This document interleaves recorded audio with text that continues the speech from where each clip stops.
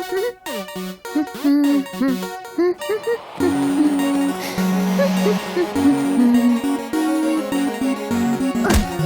you, friend. It's almost there, you know? You spend so much time criticizing kids' games for being poorly designed and poorly made and poorly everything, and one like this comes along. There's almost nothing about it that's poorly done. It has style, it has humor.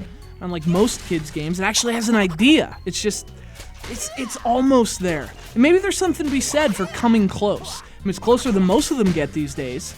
To me, that's actually what makes this one an even bigger disappointment. The fact that it really is almost there.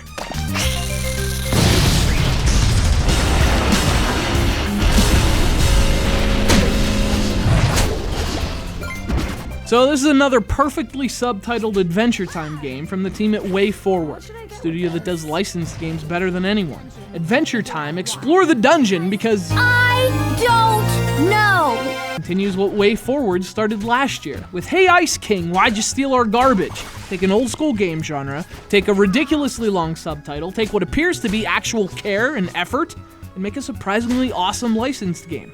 Only this time they fell a little short on the awesome. So the last game was pretty much Zelda 2, the Adventure Time edition. This year they're covering a different tune. Explore the Dungeon is an old school dungeon crawler.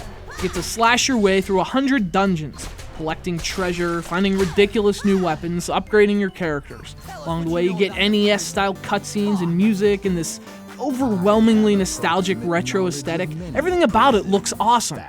After an hour or so, nothing about it is fun. Hey, that's not accurate enough.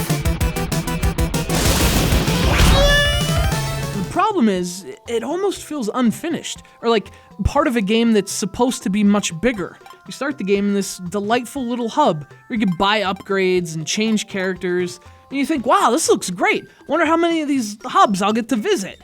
Then you step inside the dungeons. You slash your way through the first few, you bring down your first boss, and you think, oh man, I can't wait to see what's next. Only nothing is next. Aside from some aesthetic tweaks, the dungeons stay pretty much the same. They play exactly the same. And that delightful little hub, well, it's the only little hub.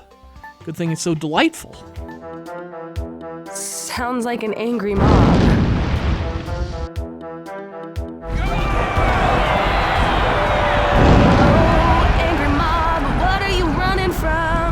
And that's the thing, you know, most of the things that kids' games usually do so poorly, Explore the Dungeon does really well. Like I said, the game looks awesome. The sprites are great, the combination of retro and modern works really well. The bosses are outstanding, and the game plays great too. So really, the execution isn't a problem. This is a well-made kids game. And it's also a really repetitive kids game that quickly stops being fun. See, you go down into the dungeons, and you just keep slashing, and the enemies are all the same, and the dungeons all feel the same.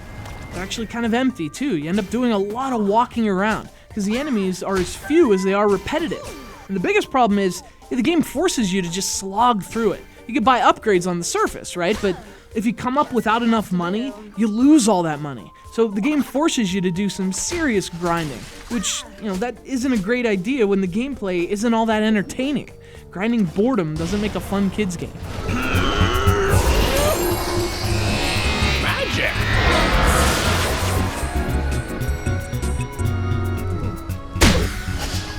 Of course, to be fair, there are lots of things here that do make a fun kids game. This one comes so close.